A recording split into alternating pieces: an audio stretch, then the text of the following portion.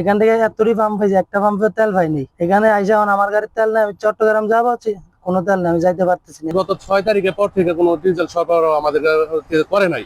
তো সেই হিসেবে 7 তারিখের পর থেকে আমাদের পুরো বিক্রি বন্ধ হয়ে গেছে। এখান থেকে এতটি পাম্প হয়েছে, একটা পাম্পে তেল পাইনি। এখানে আইসা এখন আমার গাড়ির তেল নেই, আমি চট্টগ্রাম যাবো, কোনো তেল নেই, আমি যাইতে পারতেছি না। এখান থেকে কালকে রাত্রে থেকে আমি এখানে বসে রয়েছি এখনো। এই পাম্পে আইসি, পাম্পেও তেল নাই। কি ডিপু থেকে বলে পাম্পে তেল দিতেছে না, এই জন্য আমরা এখন বসে রয়েছি। আমি তেল যেদিন নিতে পারবো ওই সময় এখান থেকে যাইতে পারবো, এছাড়া আমি যাইতে পারবো না চট্টগ্রামে। ম্যাগনা পেট্রোলিয়াম থেকে আমাদের গত ডিজেল হচ্ছে গত 6 তারিখের পর থেকে কোনো ডিজেল সরবরাহ আমাদের করে নাই।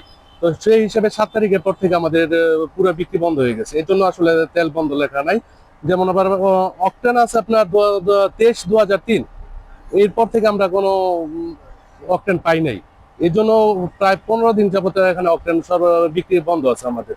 এবং পেট্রোল আছে 4-4 পর থেকে আমাদের কোনো মানে পেট্রোল সরবরাহ করে না ম্যাগনা পেট্রোলিয়াম।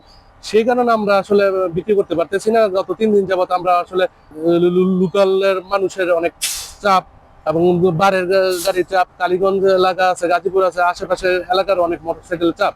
মানে প্রত্যেকদিন আমাদের অনেক যে নজেল মার আছে ওরা অনেক হ্যাসেলের সম্মুখীন হচ্ছে আর কি। মানে মানুষকে বুঝেও রাখতে পারতেছি না আমরা। তো আমরা মূলত তেলটা সরবরাহ থেকে ম্যাগনা পেট্রোল থেকে প্রাপ্তির পরে সরবরাহ করি। আমাদের যে ট্যাগ অফিসার আছে, প্রশাসন থেকে যে ট্যাগ অফিসার দেওয়া আছে, ওনার তত্ত্বাবধানে, সার্বিক তত্ত্বাবধানে এবং ইউনুসের নির্দেশনায় আমরা তেল বিক্রি করে থাকি।